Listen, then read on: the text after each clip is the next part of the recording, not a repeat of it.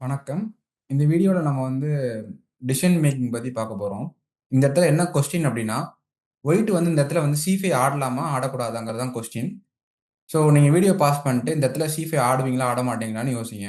கேம்ல என்ன ஆடுனாங்கன்னா, C5 தான் ஆடுனாங்க.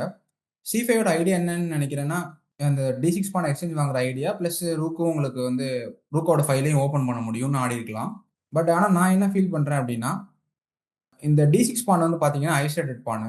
எந்த பான்னாலயும் அந்த பான புரொடெக்ட் பண்ண முடியாது. அப்போ அது ஒரு லாங் டெர்ம் வீக்னஸ்.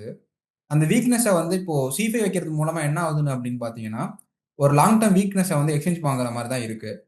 ஸோ இது ஒரு ஸ்ட்ராட்டஜிக்கல் மிஸ்டேக்கா நான் ஃபீல் பண்றேன். ஸோ இந்த இடத்துல அந்த லாங் டெர்ம் வீக்னஸ நம்ம யூட்டிலைஸ் பண்றதுக்காக என்ன பண்ணலாம்னா, C5 வச்சு எக்ஸ்சேஞ்ச் வாங்காம, நம்ம சிம்பிளா குயின் D2ன்னு வச்சுட்டு, ரூக் D1 வச்சுட்டு, இந்த பிஷப்ப மூவ் பண்ணதுக்கப்புறம் லைக் B3, பிஷப் B2ன்னு மூவ் பண்ணீங்க அப்படின்னா, இந்த D6 பான் மேல பிரஷர் போட முடியும். ஸோ இந்த D6 பான் மேல பிரஷர் போட்டா, பிளாக் ரொம்ப நேரமா டிஃபென்சிவா ஆடி ஆகணும். பிளாக்குக்கு தான் பிரஷர் அதிகமா இருக்கும். ஸோ நீங்க C5ன்னு வைக்கிறது மூலமா என்ன ஆகுதுன்னா, அந்த பிரஷர்லேருந்து பிளாக் ரிலீவ் ஆயிடுறாங்க. C5 வைக்கிறது மூலமா பிளாக்கோட வீக்னஸ தான் எக்ஸ்சேஞ்ச் வாங்குற மாரி இருக்கு. ஸோ அதனால நான் என்ன ஃபீல் பண்றேன்னா, இந்த இடத்துல C5 டிசிஷன் தப்புன்னு நெனைக்கிறேன். அந்த D6 பான் மேல பிரஷர் போட்டு லாங் டெர்மா அத வீக்னஸ மெயின்டெயின் பண்ணா it's good for white. Okay, இந்த வீடியோ புடிச்சிருந்தா லைக் பண்ணுங்க, ஷேர் பண்ணுங்க அண்ட் சேனல் சப்ஸ்கிரைப் பண்ணுங்க. நெக்ஸ்ட் வீடியோல பார்க்கலாம். Bye by.